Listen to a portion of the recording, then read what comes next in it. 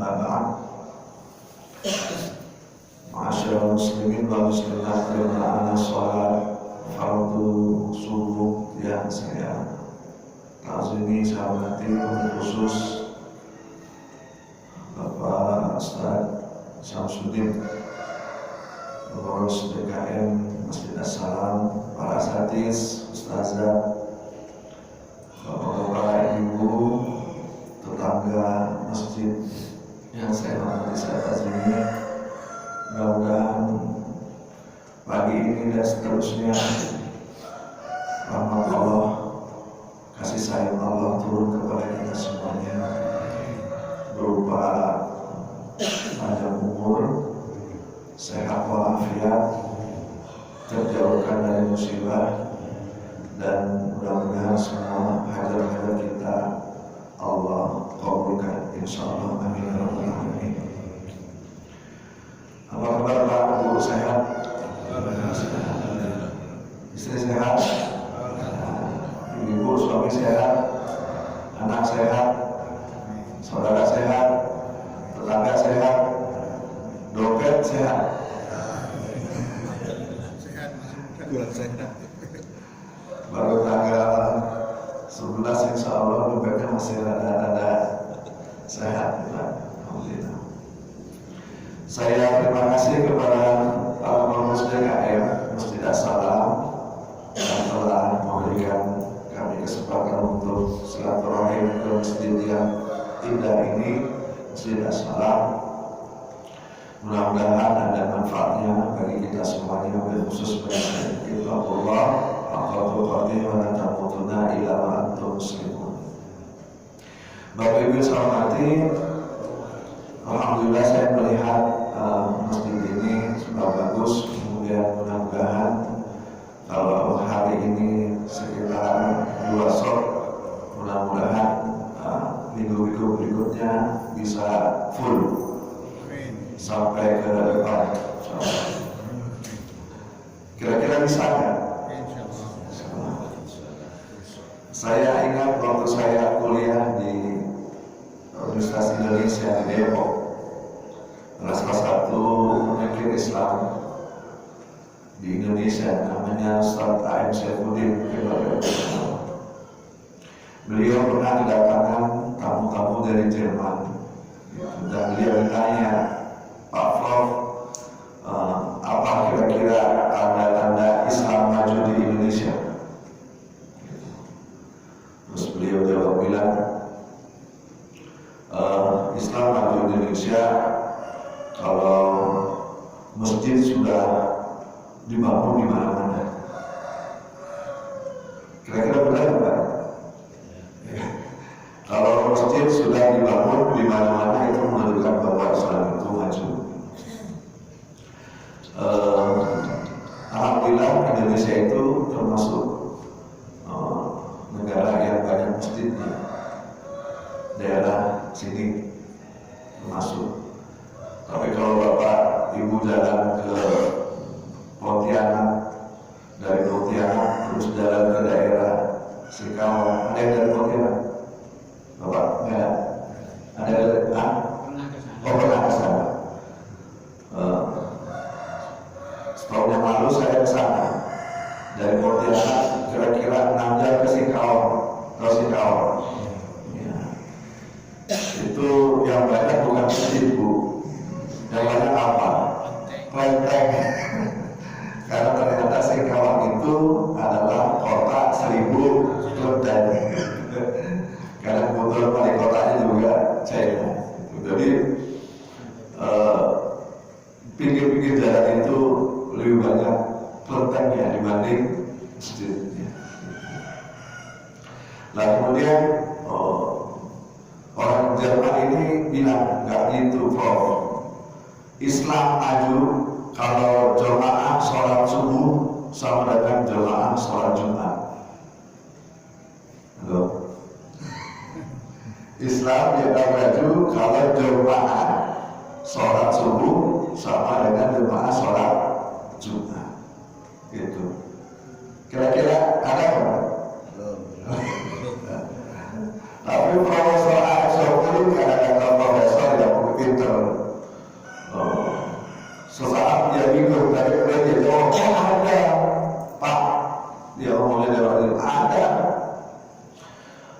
bahwa suatu masjid yang jemaah sholat Jumatnya, sholat subuhnya sama dengan jemaah sholat Jumat, bahkan sama dengan sholat setiap hari, zuhur, asar, maghrib, isya, subuh.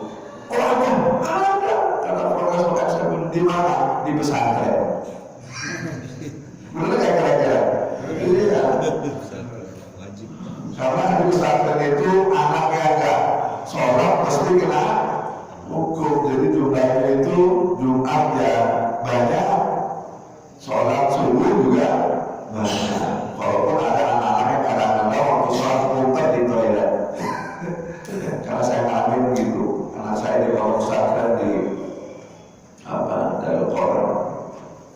Alhamdulillah, mudah-mudahan masjid ini lama-lama penuh. Amin. Ya, jemaahnya insyaallah. Ya. Cuma memang ada satu hadis dari itu yang berat bagi orang, khususnya orang munafik itu dua sholat.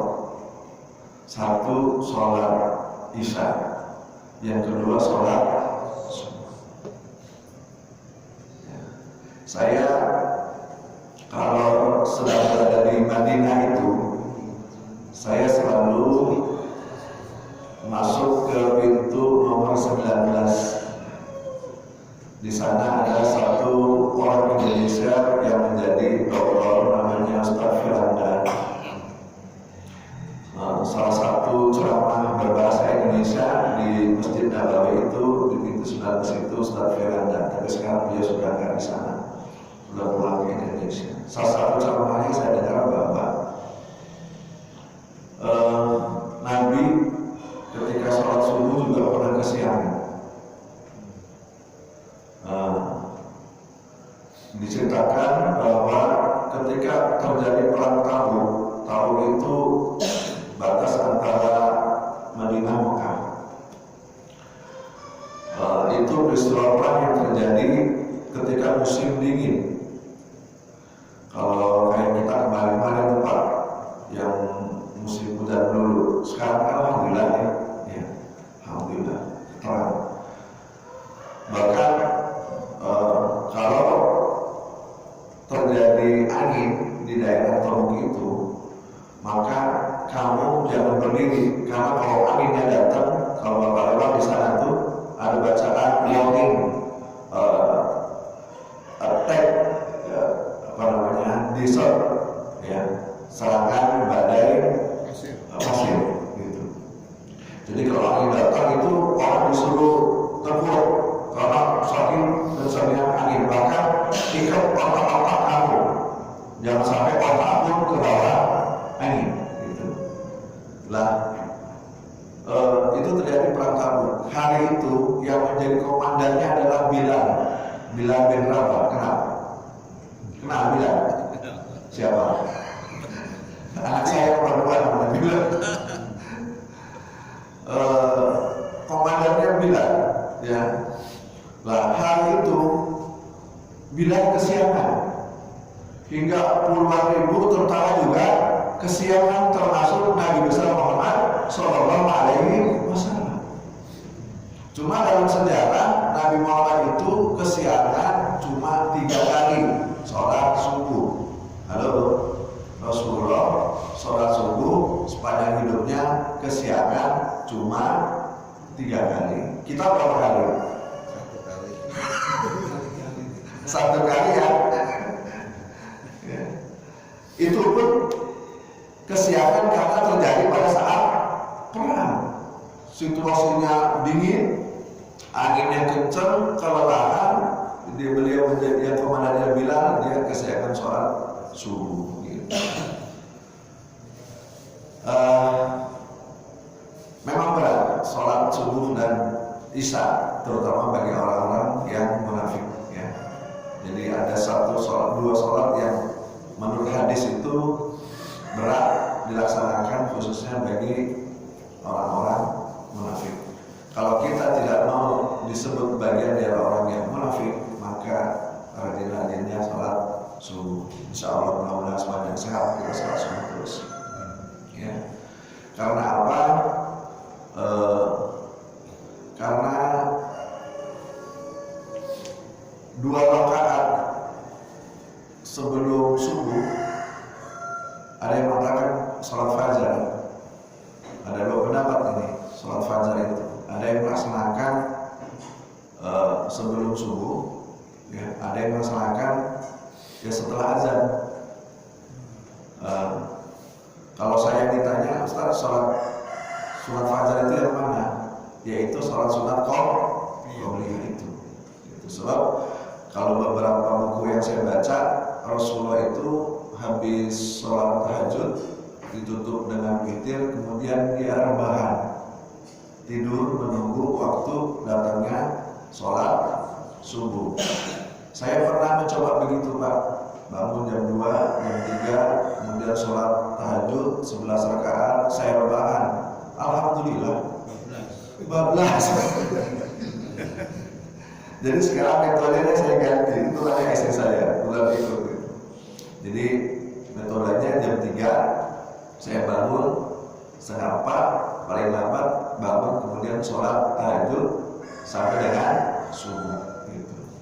Nah, dari referensi yang baca itu, maka saya berkesimpulan yang dimaksud dengan sholat sunat fajar adalah sholat sunat qabliyah subuh. Cuma orang tidak mengatakan qabliyah subuh sebagian, karena apa? Karena tidak ada ba'diyah subuh. Karena tidak ada ba'diyahnya, maka itu bukan disebut qabliyah, tapi disebut dengan sholat sunat fajar. Nah, sholat sunat fajar ini, masya Allah, pahalanya itu seperti sudah mendapatkan dunia dan segala isinya. Nah, cuma masalahnya orang ketok enggak kelihatan. Karena dunia ini darul amal. Darul itu apa, Pak? Rumah. Amal bekerja, tempat berbuat. Darul amal, jadi dunia ini adalah tempat beramal. Tidak ada balasan di dunia ini. Bapak mau sholat tahajudnya seperti Muhammad Ibn Hanbal, salah satu mazhab Syafi'i, itu berapa dia sholat tahajud, Pak? 300 rakaat. Bapak pernah sholat 300 rakaat?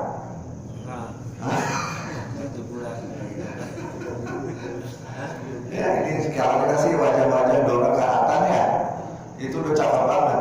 Ya nggak apa-apa. Kata Rasulullah, ahabul amal indallah, perbuatan amal yang disukai oleh Allah itu dikerjakan rutin walaupun sedikit. Ya, jadi walaupun tiap malam 2 rakaat, tutup witir berapa rakaat? Witir berapa, Pak? Iya, jangan 1, pelit bener. Tahajudnya 2 rakaat, witirnya 3, tapi continue, ya, berlangsung setiap malam, itu lebih disuka oleh Allah dibanding Bapak malam Senin, Ibu malam Senin 11 rakaat, malam Selasa enggak, malam Rabu kesiangan, malam Kamis ngantuk, malam Jumat tugas, malam Sabtu enggak, ketemu lagi malam Senin. Tapi lebih baik 2 rakaat tujuh, kemudian ditutup dengan witir 3, tapi tiap malam dilaksanakan. Ya. Nah, itu sholat sunat fajar. Jadi sudah mendapatkan dunia dan segala isinya. Cuma masalahnya hadis ini hanya bermain dan menjadi manfaat apabila difahami dengan iman. So saya katakan dunia ini darul amal, bukan darul jasa. Walaupun sholatnya 100 rakaat tutup dengan witir 11, apa? Witir kan bisa 1, bisa 3, bisa 5, bisa 7, bisa 9, yang ganjil-ganjil, karena witir itu artinya ganjil. Kemudian duha, kemudian sholat nafilah yang lain. Tapi sudah kan melarat ya melarat, ya Pak, betul nggak kira-kira? Ya mau kadung susah ya susah, gitu. Tapi ada orang yang sholatnya enggak, taklim enggak, ibadahnya pas-pasan, tapi ya sugih, tapi ya kaya. Ada nggak yang begitu Pak? Ada. Ya. Bikin jealous, bikin cemburu. Wah, mending dia sholat enggak, baca Al-Quran enggak, puasa enggak, bergaul enggak, silaturahim enggak, bakhilnya bukan main tapi makin kaya. Karena memang dunia ini darul amal, tempat berbuat, bukan darul jaza. Yang kita laksanakan pagi ini, ikut sholat qobliyah, ikut sholat sunat fajar 2 rakaat, kemudian ikut sholat fardu subuh 2 rakaat, kemudian ditutup dengan taklim.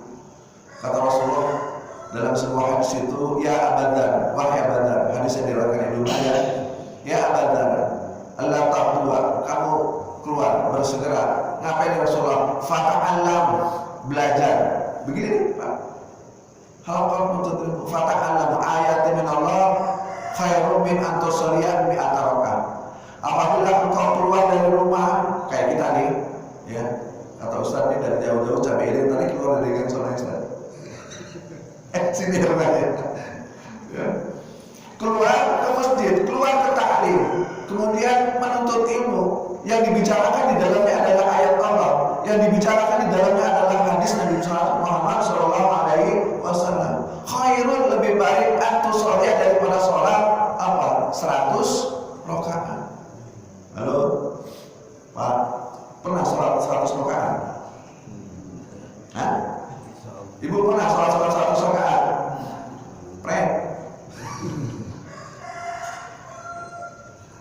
Ada jemaah saya tanya, Bapak pernah sholat 100 rakaat? Pernah Ustaz, kapan? Bulan Ramadan. Bulan Ramadan. Kok bisa? Bisa. Kalau satu malam tarawihnya 23 rakaat dikalikan 30 hari berapa? Oh iya juga, saya bilang pintar juga ya murid. Ya. Berapa Pak? Satu malam 23 dikalikan 30 hari 600, berarti lebih daripada 100 rakaat gitu. Pintar juga murid ini. Iya ya, betul nggak Pak? Betul. Ada nggak yang full 30 hari? Hah? Ada, tapi sedikit. Kalau di kita kan fenomenanya terbalik. Minggu pertama Ramadan kira-kira ini full kan? Full. Bahkan panitia masjid, Pak Ustaz Sabtu Habib wah nih besok ngomong sama Bapak pendiri masjid, Pak ini kayaknya nggak muat nih. Ramadan ini kita bangun lagi ke belakang, kita beli aja rumah yang bagian belakang, kita bangun lagi. Saking jemaahnya nggak muat. Itu hari pertama. Insya Allah bertahan sampai hari ke sampai hari ke-7. Betul nggak kira-kira? Habis hari ke-7 kena hujan. Susut. Sopnya maju apa mundur? Maju. Sopnya maju. 3 2 baris. Minggu ketiga hari ke-20 hari ke-15 udah mulai 1 sop. Dan hari akhir insya Allah tinggal imam sama Bilal. Berbeda dengan fenomena di Saudi Arabia, Pak. Terakhir saya 2016 sampai Lebaran di Saudi. Dan saya umrohnya pas tanggal 29 Ramadan. Masya Allah, tabarakallah. Ya, sampai sholat sunat tawaf di depan makam Ibrahim itu nggak bisa. Diusir sampai ke depan, sampai keluar masjid, akhirnya sampai ke hotel. Jemaah tanya, Ustaz, kita nggak sholat sunat tawaf? Nggak apa-apa, karena sholat sunat tawaf hukumnya sunnah. Insya Allah, umrohnya tetap sah. Saya bilang gitu. Karena saking nggak bisa. Makin akhir, makin banyak. Di Madinah, di Makkah, di Pondok Cabe, di Cerenda, makin akhir, makin banyakkan di mall apa yang di masjid? Mall, banyakkan di pasar apa yang di masjid? Siapa itu? Ibu.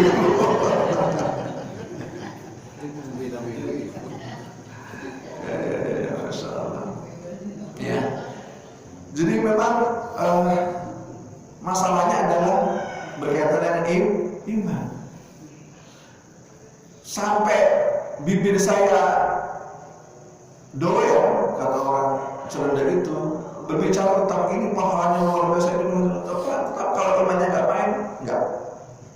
Tadi saya katakan itu, fata'alam ya abadan, engkau datang ke masjid, engkau datang ke musola, engkau menuntut ilmu, yang ustaznya itu mengajarkan hadis, mengajarkan ayat Rasulullah, ayat Allah, maka itu lebih baik daripada sholat sunat 100 rakaat.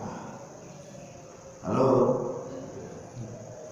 maka sering-sering datangi taklim.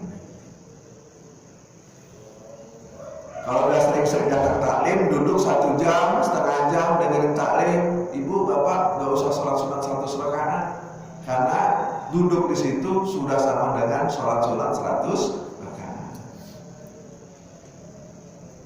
Cuma besok karena sudah datang ke Masjid As-Salam dengerin ceramah, pas Ramadan nggak sholat, pas tarawih nggak ikut. Kenapa? Tabungan saya masih banyak. Karena saya sering ikut taklim, jadi saya nggak perlu sholat sunat tarawih. Bukan begitu.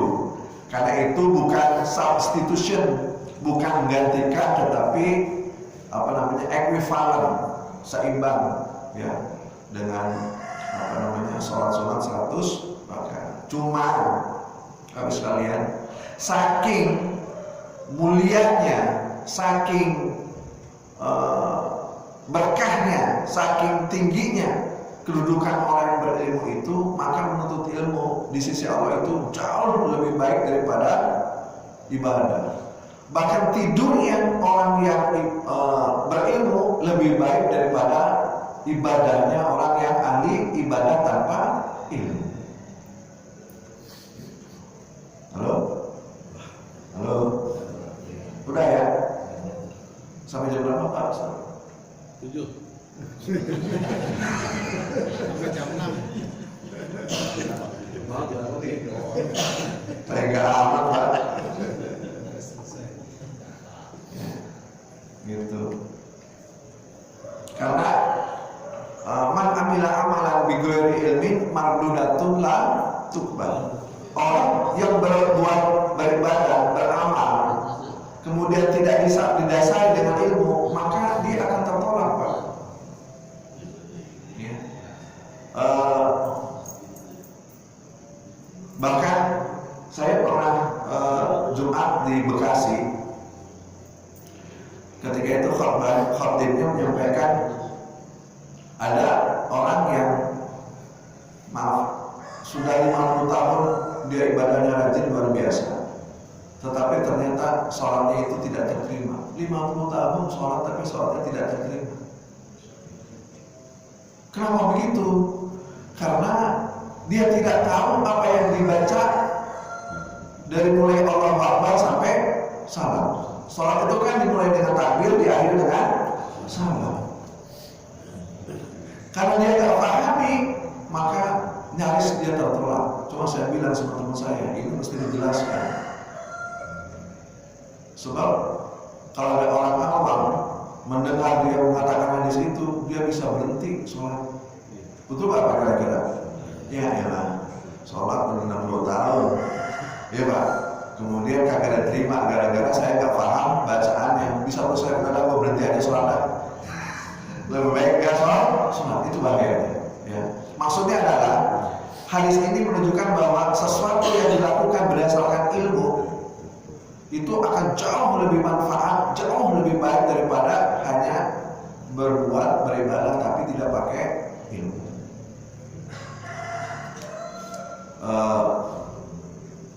Misalnya orang yang nggak pakai ilmu, pernah suatu saat saya ditanya, Ustaz, itu orang sholatnya begitu. Karena yang dia pahami ilmunya baru satu, bahwa Allahu Akbar, kan orang macam-macam Pak. Allahu Akbar, ada yang gini, betul kan? Halo, betul. Ada yang tangannya di Allahu Akbar, ada yang tangannya di perut. Allahu Akbar, ada tangannya di bawah pusat. Allahu Akbar, ada yang di sini, ada nggak? yang di jatuh gini, Allahu Akbar, ada yang muter. Karena gurunya mengajarkan yang kanan dulu taruh, baru kiri, kemudian baru kanan. Jadi nyaris Allahu Akbar. Ada nggak? Ada. Bapak ke Saudi, di Arab Saudi bahkan Allahu Akbar tuh tangannya turun ke bawah. Nggak begini, nggak begini, nggak begini. Nah, dia tanya, Ustaz itu salah. Ya, karena yang difahami, yang diajarkan oleh gurunya dan dia dapati Allahu Akbar itu adanya di dada. Padahal ada 4 mazhab dalam Islam itu. Maka ada perbedaan. Makin sini, semakin jauh dari Rasulullah, perbedaan itu makin kelihatan. Betul nggak Pak kira-kira? Makin di sini kita hidup itu makin jauh daripada Nabi Muhammad SAW. Rasulullah itu 1440 tahun yang lalu, bukan? Iya Pak. Ditambah umurnya 53. Rasulullah hijrah ke Madinah umur berapa Pak? Allah lupa. Rasulullah diangkat jadi Rasul umur 40. Kemudian dia berjuang di Makkah 13 tahun, baru pindah ke Madinah. Jadi Rasulullah berapa tahun berjuang 13 tahun di Makkah, berapa umurnya? 53 baru berada di Madinah. Kemudian 10 tahun berjuang di Madinah, meninggal dunia umur 63. Ada yang umur 63? Ada? Ada yang 63? Hati-hati Pak. Ya. Itu tahun hijrah 1441 sekarang. Itu dibuat setelah Rasulullah wafat. Ketika Rasulullah pindah ke Madinah. Karena hitungnya tahun Hijriah, berarti 1441 ditambah 53. Jadi Rasulullah makin kesini makin jauh dengan umat. Karena makin jauh, maka perbedaan makin besar.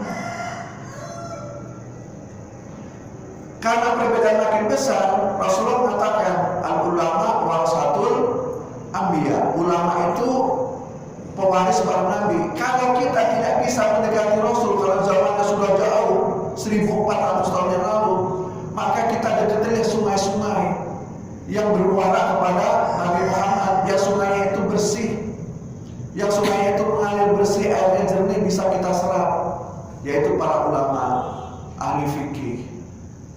Karena kita tidak bisa langsung menerjemahkan Al-Quran dan hadis gitu. Nah, ahli fikih ini pada zamannya para mujahid ada 4. Ada Imam Hanafi, ada Imam Maliki, ada Imam Syafi'i, ada Imam Hambali. Mereka 4 ini aja udah beda. Makanya tidak adil, makin kesini makin jauh dari pangkalnya, makin jauh dari sungai yang besar, kita masuk ke selokan-selokan. Itu yang membuat perbedaan. Tetapi sepanjang rakaatnya sama, maghrib 3 rakaat, isya 4 rakaat, subuh 2 rakaat, zuhur 4 rakaat, asar 4 rakaat, kiblatnya masih sama, jangan berantem. Betul nggak? Iya. Yang satu begini, biarin, emang mazhabnya begitu. Yang satu begini, mah enggak, silakan, emang keyakinannya begitu. Gitu Pak. Yang satu ngengkang, ya biarin, memang yang diajarinnya begitu, dia paham begitu. Yang satu ketika sholat diri nggak pakai ngengkang, ya sudah. Halo? Yang satu begini, asyhadu an la ilaha illallah. Yang satu lagi begini.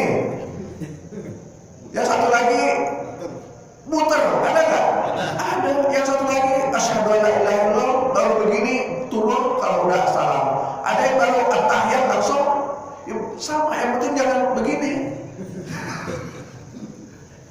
Betul nggak kira-kira Pak? Ya, betul. Itu karena kita makin jauh dari pangkalnya, dari Nabi besar Muhammad SAW. Yang sama pakai kunut sini pakai kunut, alhamdulillah, yang sana enggak, ya monggo. Makmum berada di masjid yang pakai kunut, ojo ngeyel. Karena imamnya pakai kunut, gelem orang gelem, jenengan mesti ikut kunut. Halo? Karena apa? Kalau imamnya kunut, dia nggak pakai kunut, maka pahala berjamaahnya batal. Berarti dia nggak taat sama imam. Karena ju'ilal imam li'ittiba, karena imam itu dibikin untuk diikuti. Tapi bapak yang pakai kunut, umroh, haji, karena di Madinah nggak pakai kunut, di Masjid Haram nggak pakai kunut, jangan ngambek pulang. Mau pulang aja dah, mana emang?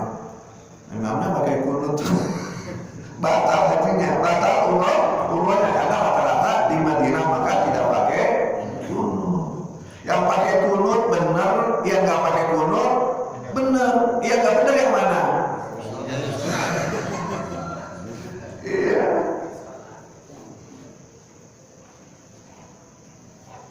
Ada masjid baru sampai udah gak datang lagi, kunut sama gak kunut jadi satu. Emang apa? Emang gak ada imam-imamnya lagi, gak ada sholat berjamaah. Ya. Nah itu Pak. Jadi makin kesini nih informasi terbuka, makin terjadi perbedaan karena kita makin jauh dari Nabi besar Muhammad Shallallahu Alaihi Wasallam. Gitu. Yang jelas kalau rakaatnya sama, Tuhannya sama, Ka'bahnya sama, itu masih saudara kita, sama-sama Ahlus Sunnah wal Jamaah. Kecuali kalau Ka'bahnya udah pindah ke Parung. Ada kan? Siapa itu? Siapa itu Pak? Bukan. Muhammad Sadek apa Sidik itu? Apa Sadek? Masa Ka'bahnya ada di Parung? Nabi Muhammad berkawal di Ibrahim, di gunung. Kayak begitu itu jangan diikutin. Halo? Masalahnya di Indonesia ini Pak, sampai lihat Eden apa ya Eden? Ada pengikutnya nggak? Ada. Laku. Halo? Laku. Di Banten ada seorang ustaz mengatakan bahwa seorang tidak perlu 5 kali, 2 kali. Karena apa? Karena Al-Quran menyebutkan cuma 2 kali. Maka sholatnya madhabnya ngetan, madhab kulon, madhab selatan, selesai. Edan ya? Edan. Ada pengikutnya enggak? Ada, laku. Halo? Nah itu yang saya katakan bahwa menuntut ilmu itu jauh lebih baik, lebih mulia dibanding ikut beribadah tanpa ilmu. Gitu. Saya dengar Pak Samsudin bacanya bukan al-wajah dunia, bacanya subhanallah majaduka wa ila ilahi gharu. Satu lagi, yang satu bacanya Allahumma ma'in baini wa baina khotor. Ya. Ini yang mana yang benar Ustaz? Semuanya benar. Karena Rasulullah mencontohkan begini. Kemarin saya ditanya, emang apa Ustaz begitu? Pak Dede lihat gajah, ditanya, Dek, gajah itu yang gede apanya? Nah, Dede lihat dari belakang, pasti yang jawab gajah itu yang gede pantatnya, bokoknya, kan begitu. Ustaz Samsudin lihat dari depan, Pak Ustaz Samsudin, gajah itu cirinya apa? Belalai. Yang satu melihat dari sebelah sono, kan gitu. Gajah itu yang gede apanya? Kupingnya. Jadi kalau berbagai sudut pandang yang melihatnya beda-beda, maka pendapatnya berbeda. Yang satu Allahu Akbar, Allahumma ba'id baina wa baina khotoya Muhammadiyah. Satu lagi Allahu Akbar kabira wa NU.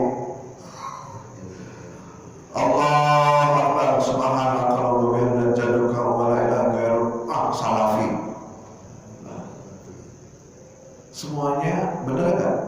Benar, karena dicontohkan oleh Nabi Muhammad Shallallahu Alaihi Wasallam. Cuma masalahnya emak kita, bapak kita, kakek kita dan guru ngajarinnya wajahiyah, kan begitu kan?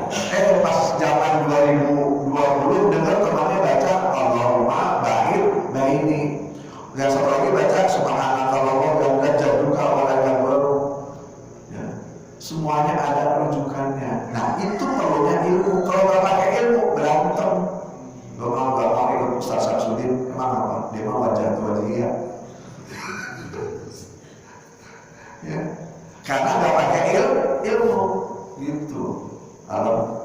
Ini pagi ini pentingnya menuntut ilmu, ya. Ini Pak Gesot. Udah ya? Udah ya?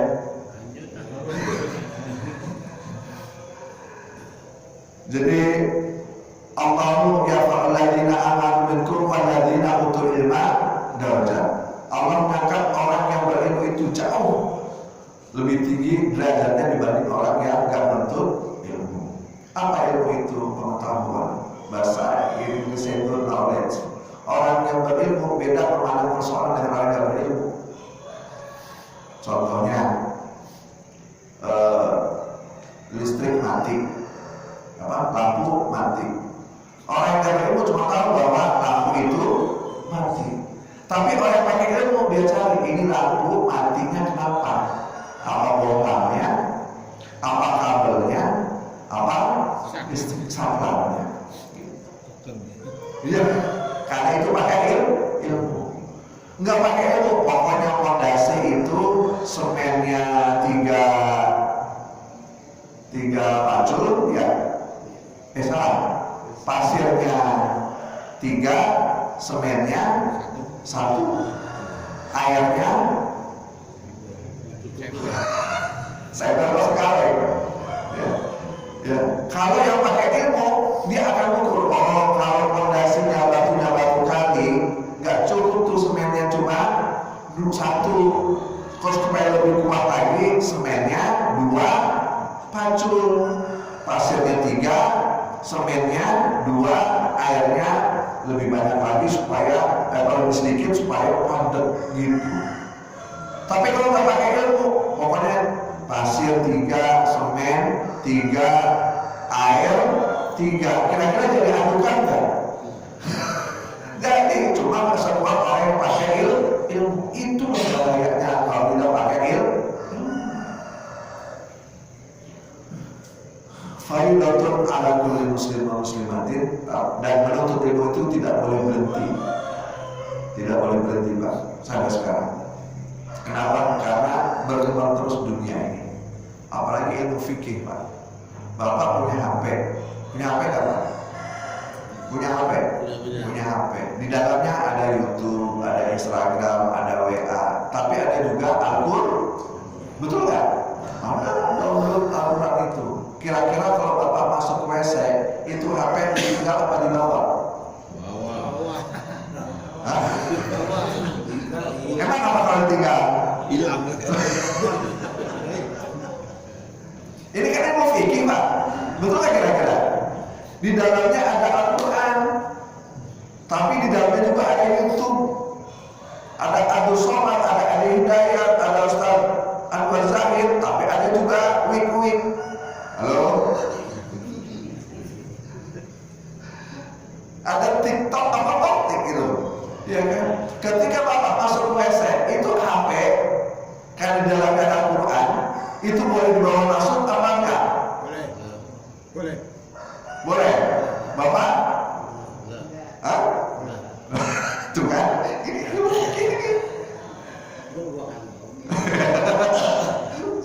Kata Pak Ade, wes saya tinggal aja di luar WC, insya Allah hilang.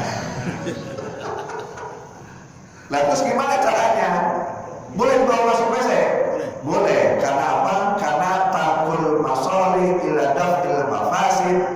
Ya, kaidah fikihnya meninggalkan yang buruk, meninggalkan yang kebaikan, tetapi mencegah kerusakan lebih baik. Paham maksudnya?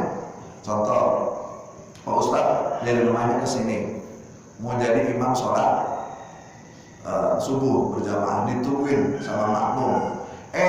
Pas sampai di jalanan ada ayam ketabrak motor.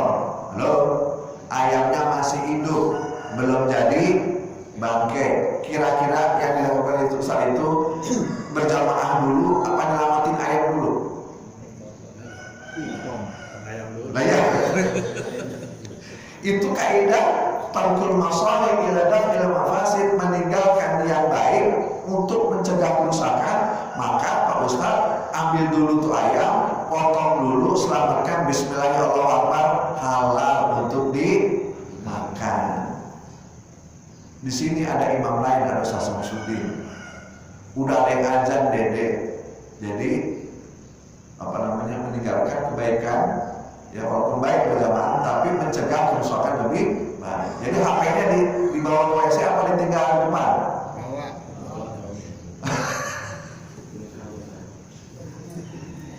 Mana HP baru, namanya Oppo apa itu ya? Hah? Yang suka menipu-nipu itu Pak, tahu menipu? Orangnya hitam banget, pas dipoto mah bagus banget, betul nggak kira-kira?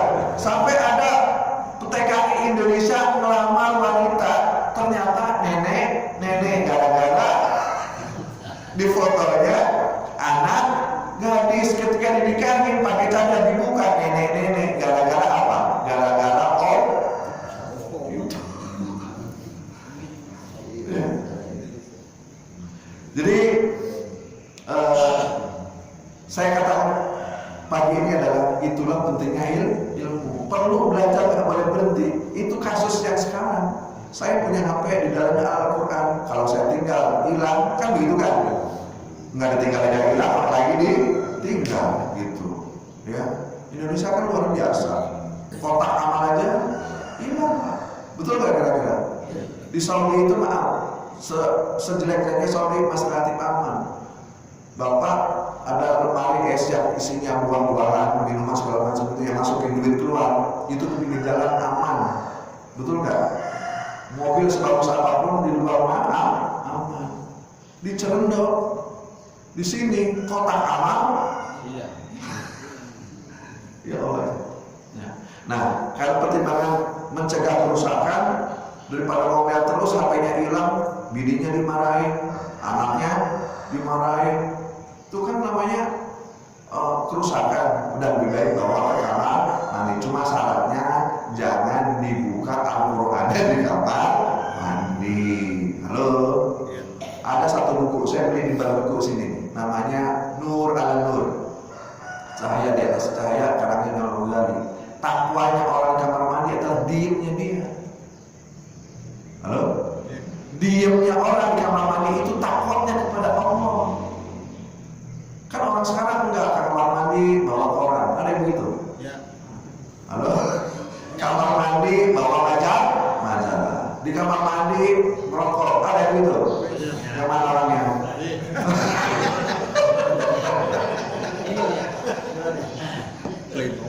Kamar mandi nyanyi, betul nggak? Kamar mandi bersiul. Bahkan saking bawa HP ke kamar mandi lagi. Assalamualaikum, waalaikumsalam. Padahal lagi buat air. Itu kan. Nah, jadi diemnya kita, bawa HP ke kamar mandi tapi diem. Karena takwanya orang ketika di kamar mandi itu adalah diemnya dia, nggak apa-apain. Nanti suatu saat kalau kita panjang umur ada bukunya itu Pak. Nur, cuma limited edition, nggak ada lagi saya cari-cari di mana-mana itu. Takwa makan, takwa tidur, bahkan takwa hubungan suami istri, takwa dalam hal sholat, takwa dalam semuanya itu ada di situ. Insyaallah. Baik, sampai sini dulu. Mudah-mudahan gak ada yang tanya. Ada yang tanya? Ya Pak. Dua waktu setelah sholat asar dan subuh tidak ada lagi sholat. Tapi ya, ada orang mengerjakan kecuali sholat apa yang boleh? Iya, alhamdulillah. Pak siapa namanya Pak Dek? Pak Ismet. Pak Ismet dari Sunda ya Pak? Iya. Nah, Ismet biasanya orang Sunda. Kumaha gampang? Saya. Di mana? Bandung, Bogor? Oh Bogor. Baik, ada sholat-sholat yang kita sudah mafhum bahwa ada dua waktu yang terlarang untuk melakukan sholat, yaitu ba'da subuh, setelah subuh maksudnya, dan setelah asar. Umumnya begitu yang dipahami. Ya. Tetapi ada sholat-sholat yang boleh dilaksanakan di waktu-waktu itu. Satu, sholat tahiyatul masjid.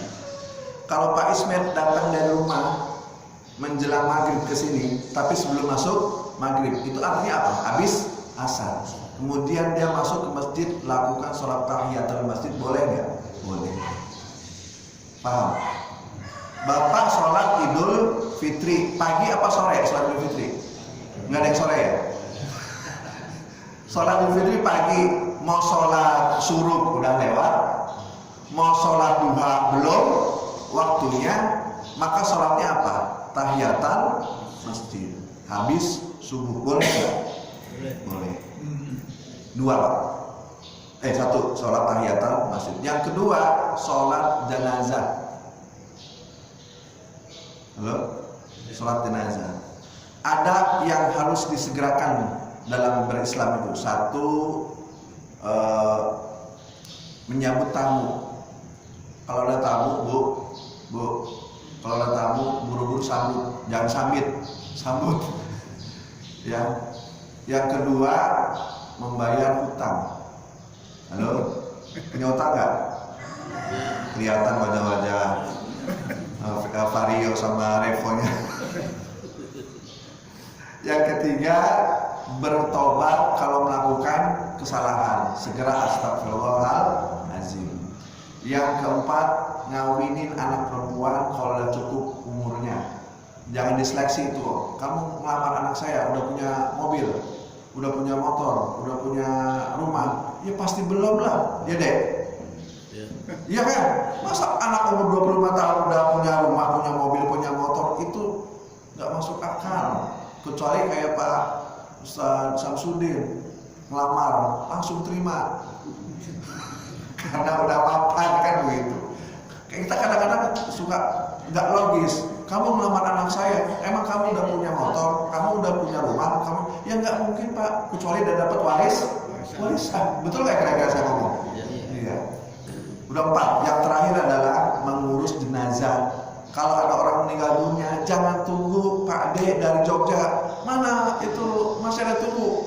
Meninggal jam 7 pagi. Tunggu saudaranya yang masih ada di Jogja. Satu lagi di Aceh.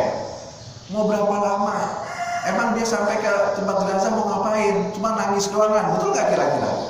Udah cepat diurus, termasuk sholat jenazah. Karena kalau orang-orangnya itu orang baik, oh ya cepat, aku pengen menghadap pada Allah. Amalku sudah menunggu, dipercepat. Jadi sholat jenazah itu boleh dilakukan habis asar maupun habis subuh. 2. Halo? Paham ya Pak? Yang ketiga sholat apa? Sholat gerhana. Gerhana matahari kayak kemarin. Gerhananya terjadi habis subuh. Masa mau sholatnya nanti zuhur? Enggak. Sholat gerhana dilakukan pada saat gerhana. Gerhana matahari berlangsung habis asar, ya lakukan habis asar. Jadi paling tidak Pak Ismail ada 3 yang boleh dilakukan di waktu-waktu yang terlarang. 1 sholat tahiyatul masjid, yang kedua sholat jenazah, yang ketiga sholat gerhana. Cukup Pak Ismail? Alhamdulillah. Ada lagi? Alhamdulillah nggak ada. Oh ada. Sampai Ustaz. Ya. Ini mohon penjelasan kalau ada yang sholat yang pakai kunut dan tidak pakai kunut. Nah ini mohon penjelasan penyebab atau sejarahnya sampai ada doa kunut dan tidak kunut itu seperti apa sih? Wah lama ini lama dah. Ya. Sejarahnya lama sebetulnya Pak, panjang. Nanti kaitannya dengan surah Ar-Rum ayat 53 itu. Ya, jadi ceritain sekarang nggak apa nanti aja nih? Singkat. Jadi ada Nabi Muhammad punya sahabat, katakanlah Pak Ustaz Samsudin, ya. Ustaz Samsudin, ente pergi ke Pondok Cabe. Di sana banyak orang-orang yang pengen masuk Islam. Ustaz Samsudin ini penghafal Al-Quran, orang yang ahli agama. Pak Ustaz Samsudin karena yang nyuruh ada Rasulullah. Nggih Pak, saya berangkat. Sampai di sana ternyata Ustaz Samsudin bukan dimanfaatkan untuk mengislamkan orang-orang Pondok Cabe, ternyata sampai di sana dibunuh. Bahkan catatannya kalau saya sampai 70 orang yang diperlakukan seperti itu. Jadi datang dibunuh. Rasulullah itu mengkel, maksudnya itu basoria, ada kesalnya juga. Maka orang-orang yang orang-orang di pondok pesantren itu didoain sama dia. Bukan doa kunut, bukan. Engkau celaka, engkau masuk neraka, engkau dapat azab segala macam itu. Sampai ditegur oleh Allah, Muhammad, kamu kan baru menyebarkan Islam. Bahasanya begitu. Engkau baru menyebarkan Islam. Kalau kamu merungsung terlalu Pak, ngambekan, marahan, Islam nggak bakal berkembang. Kamu ganti doanya itu, jangan doa yang sumpah serapah, tapi doa yang baik-baik, yaitu apa? Allahumma, bukan doa kunut apa? Allahumma hadina fiman hadait, wa afina fiman afait, wa tawallana fiman tawallait. Itu maka Islam akan berkembang. Pertama, yang kedua, karena musibah-musibah itu, maka ada namanya kunut nazilah. Setiap kali ada musibah, dilaksanakan kunut nazilah, gitu. Dibaca doa kunut. Ya. Cuma ada yang mengatakan tidak terus-terusan. Ketika musibahnya, peperangannya sudah selesai, maka Rasulullah berhenti baca kunut. Itu yang dipakai oleh teman-teman yang sekarang tidak pakai kunut. Imam Syafi'i mengatakan kalau pada awalnya dimulai dan Rasul lakukan, sebelum sampai ada ayat mengatakan berhenti, maka boleh diteruskan. Maka mazhab Syafi'i pakai kunut sampai sekarang. Jadi yang pakai kunut ada dasarnya, yang nggak pakai kunut juga ada dasarnya. Yang nggak punya dasar yang kagak sholat. Ya, dasar itu bukan dasar tapi dasar gitu. Itu sejarah ringkasnya. Ya. Jadi ada yang pakai, ada yang tidak. Mereka yang itu. Nah sekarang, apakah sekarang masih perlu dilaksanakan doa kunut? Perlu nggak kira-kira? Perlu, karena apa? Antum punya saudara nggak di Palestina? Punya. Di mana lagi? Rohingya punya nggak? Mereka Pak di Cina sekarang, di mana nih? Uighur. Apa ngomongnya? Uighur apa? Udah susah.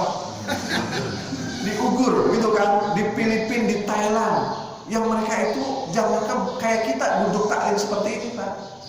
Ya sholat aja susah.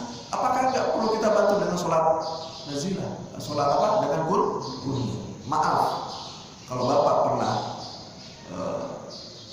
ikut sholat bersama Abdurrahman As-Sudais di Masjidil Haram, doa kunut itu dari tanggal 21 sampai tanggal 29 dibaca, Pak, Bu, yang tidak ada rujukannya dalam risalah kenabian Rasulullah, nggak ada. Abdurrahman As-Sudais kalau baca doa apa, tangan saya sampai pegel, sampai begini, sampai turun, sampai naik lagi, ya karena setengah jam baca doa kunut. Bid'ah enggak? Bid'ah kalau menurut teman-teman yang manhajnya salafi. Tapi dia baca itu 21 sampai 29. Coba lihat di TV dia baca doa kunut. Yang didoain siapa? Termasuk orang Indonesia. Allahumma sallimna ikhwanana fi Indonesia, fi Palestina, fi Filipina, semua didoakan. Itu dengan doa kunut. Gitu.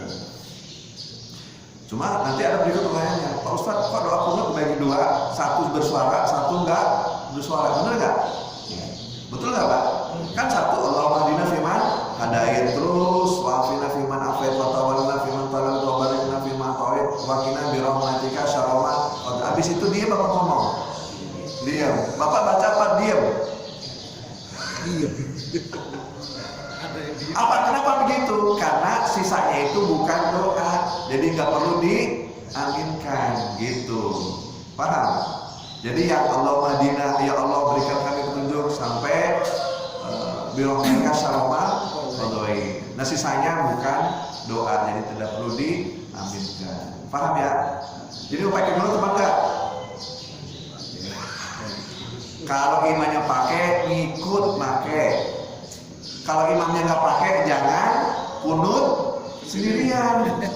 Nanti sholatnya nggak batal, tapi pahala berjamaahnya batal. Nggak dapat dia, karena ngelawan sama imam. Kalau imamnya pakai kunut, dia nggak pakai kunut.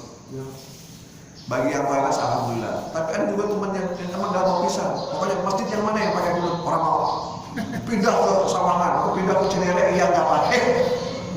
Padahal para teman-teman di mana Salafi udah toleransi, ikutin aja, ada tata caranya. Gitu. Begitu Ustaz, puas nggak? Mudah-mudahan nggak. Nanti kita bahas lagi. Begitu. Cukup ya? Cukup ya Pak? Ada lagi? Oke. Ya. Assalamualaikum warahmatullahi wabarakatuh. Assalamualaikum. Akhir-akhir ini sholat kan dikit aja dah sholat taraweh.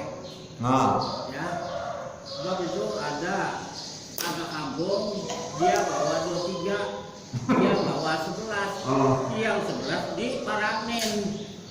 Lu ngapa 11 gitu? Kata yang 23, kata yang bersebelahan. Akhirnya yang 11 itu ngikut dengan 23.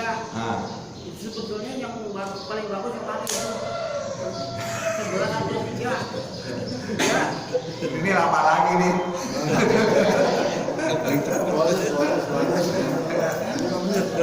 Iya. Pak siapa namanya Pak? Pak Bis. Ustaz Pasar. Ya Pak Ustaz. Alhamdulillah pertanyaan bagus sekali. Cuma saya nggak jawab sekarang kan. Dah. Ya nanti aja ya. Ya. Tanggung. Kenapa? Ya begini. Saya jawab sekarang aja ya. Ya. Mohon izin ya Ibu Bu. Ya. Udah masak kan Bu? Udah masak belum? Udah masak air belum? Ya. Selalu lah ada ya perbedaan begitu ya.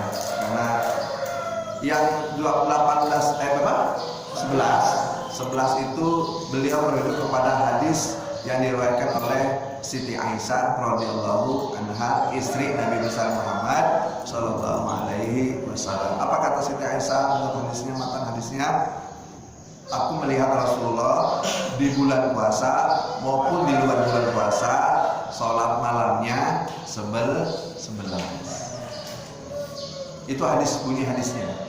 Jadi Rasulullah itu berdasarkan matan hadis itu, redaksi hadis itu, saya melihat Rasulullah di bulan puasa maupun di luar bulan puasa qiyamul lailnya 11. Itu rujukannya. Yang pakai 11. Ya. Rujukan yang kedua, cuma Rasulullah sholatnya apa? Yang 11 itu. Panjang. Pertama panjang, yang kedua jam berapa Rasulullah lakukan? Malam. Ini maaf ya Pak, bukan yang 11 itu Rasulullah melakukannya pertama malam hari, kan qiyamul lail itu malam hari, maghrib sampai jam 10 sampai jam 2 sampai pagi. Rasulullah melakukan di mana sholat yang 11 itu? Jam 2 di sepertiga malam terakhir. Yang kedua ayatnya surah Al-Baqarah. Berapa ayat? 286. Habis surah Al-Baqarah surah apa? Al-Imran. Berapa ratus? 200. Habis itu surah apa? An-Nisa 186 ayat. Itu kedudukannya. Nah, oke. Yang kedua yang dilakukan oleh orang-orang yang 23 bukan mengikuti Rasulullah, tapi mengikuti Khulafaur Rasyidin. Siapa? Umar bin Khattab, Utsman bin Affan. Karena orang ada yang sholatnya habis Isya, ada yang jam 10 malam, ada yang juga malam di masjid. Sama Umar bin Khattab dipukulin, Mas Rene tak kandani. Gimana kalau kita bareng-bareng aja sholatnya? Kapan? Habis Isya berapa? 23. Bahkan Utsman bin Affan pernah merasakan 60. Pak Ustaz, 60 rakaat. Jadi yang 23 itu ngikutin Khulafaur Rasyidin. Waktunya kapan? Habis Isya. Paham? Kalau bapak mau 11, monggo, ada dalilnya. Cuma Rasulullah mencontohkannya jangan habis isya. Kapan? Jam 2.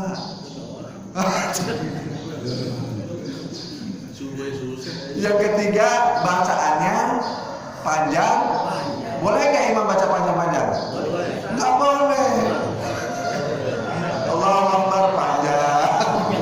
Nggak, itu bercanda, itu bercanda. Iya, boleh nggak? Boleh. Bacaan surah Al-Baqarah. Kata Siti Aisyah, panjang rukunya sama dengan panjang bacaannya, panjang sujudnya sama dengan panjang rukunya. Kalau ketemu ayat berisi ancaman, Rasulullah mengatakan a'udzubillah. Tapi kalau berkaitan dengan nikmat Allah, dia ucapkan subhanallah, alhamdulillah ketika sholat. Kalau bapak mau 11, silahkan, tapi jangan habis isya jam 2. Bacaannya panjang. Pak boro-boro panjang-panjang Pak. Agak mampu. Oh ya, ini aja alat rumput dikebut. Ya kan alat bukan? Sampai benas. Imam baca sedikit, apa? Sabis narobika. Lama ini Pak. Betul nggak kira-kira Pak? Baca sabis saja, panjang deh ini Pak. Iya, apalagi Samsudin baca Yasin, wah Yasin ya. Besok pindah dah, jangan di sini lagi. Padahal habis Yasin dia langsung Allah. Itu Pak. Nah, yang 27 ini tidak dilakukan oleh Rasulullah, tapi dilakukan oleh para sahabat. Yang terakhir, Rasulullah melakukan 11 rakaat itu dimulai malam keempat dan seterusnya. Ya, jadi dan berhenti. Jadi kalau mau ikut betul-betul Rasulullah, dan malam pertama, malam kedua, malam ketiga jangan terawih. Malam keempat aja terawihnya, 11 rakaat di rumah. Oke? Habis itu berhenti, nggak usah sholat terawih lagi. Kalau ngikutin Nabi Muhammad, kan begitu contohnya. Gitu. Yang diikuti oleh umat banyak kan siapa? Yang diikuti oleh yang dilakukan oleh para sahabat. Umar bin Khattab, Utsman bin Affan. Boleh nggak? Boleh, karena beliau adalah warasatul anbiya. Atiullah wa atir rasul wa ulil amri minkum. Itu Allah, ikut Rasul dan para khulafaur rasyidin. Begitu Pak Ustaz. Halo? Jadi mau pilih yang mana? Mau 11 apa 23? Tuh kan? Masih beda lagi. Ya, yang 11 benar, yang 23 benar, yang kagak benar yang mana?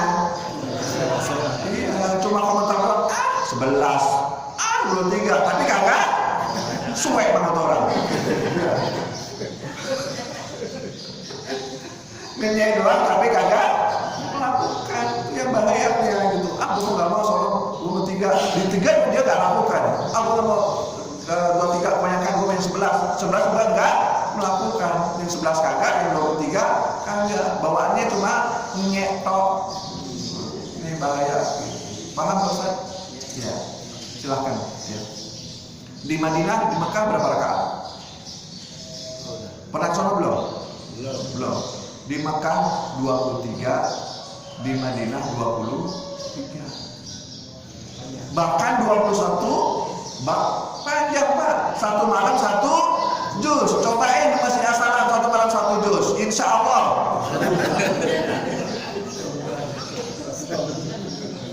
Kosong. Di samping tenaga imamnya nggak ada, ya kan? Kan susah nyari hafiz Al-Quran. Kalau Masjid Al-Haram, Masjid Nabawi, banyak. Jadi serendah sini nyari imam yang hafal 30 juz. Sampai botak juga. Susah gitu. Udahlah yang biasa-biasa aja. Tapi juga jangan ngebut-ngebut amat. Pakai tumak, nina. Kalau mau kita sholat itu namanya la sholata di malatu nina, tumak ninafi. Nggak ada yang masuk dianggap sholat orang yang sholatnya nggak pakai tumak. Tumaknya itu apa? Sami Allah liman hamidah, Allahumma rabbana walakal hamd. Baru ruku gitu. Halo? Udah ya? Ya nggak habis ini. Jadi di sini 23 apa 11? 23. Ada 3 ya, sudah terusin aja. Sudah 3. Ya udah apa-apa. Yang 11 ayo, yang 23 ya. Ayo silakan ya. Karena apa? Karena tidak ada sholat di bulan lain. Ustaz Ibad saking tekunnya bulan Saban dia udah witir. Udah taraweh. Kalau nggak dibilang orang ngapain Ustaz Ismet taraweh? Lah bulan Saban dia taraweh. Atau habis bulan Syawal masih taraweh. Gila nih orang.